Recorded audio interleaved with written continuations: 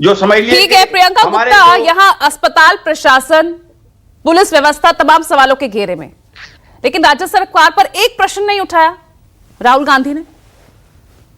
देखिए पूजा, सबसे पहले तो मैं कहना चाहूंगी कि जिस तरह से ये रोंगटे खड़े कर देने वाली घटना है, और जितना अपराध की कोई सीमा नहीं होती है, ये अपराध उस कैटेगरी का अपराध है। और मैं समझती हूँ कि आज पूरा देश इस अपराध को लेकर चिंता में भी है, दहशत में भी है और आक्रोश में।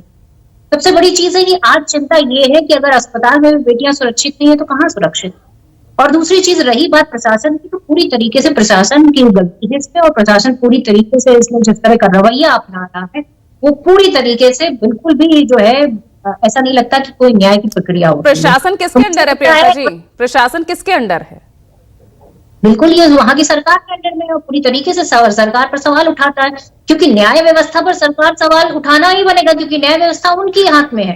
और अगर उस प्रदेश में कोई भी गलती होती है तो सबसे पहले उस वहां की सरकार की जिम्मेदारी होती है। और यहाँ पर मैं सिद्धार्थ जी को एक बात ये कहना चाहूंगी कि विक्टिम शेमिंग की बात कर रहे थे, तो क्या विक्टिम शेमिंग की जब बात करते हैं तो जो खिलाड़ियों के साथ हुआ वो विक्टिम शेमिंग नहीं था?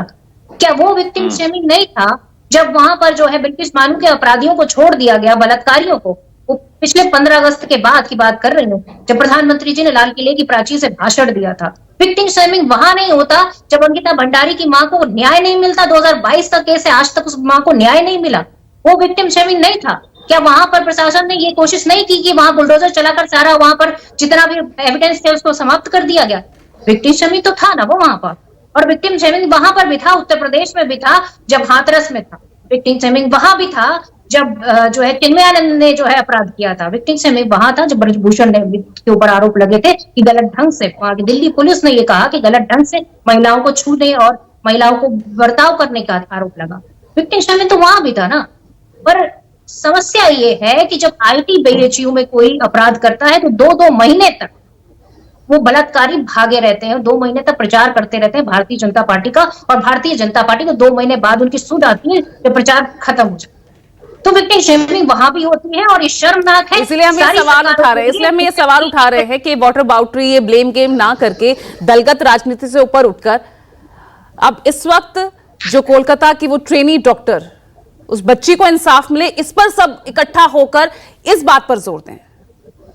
आप भी तो उसी में लग गए ना, आप भी उसी में लग गए।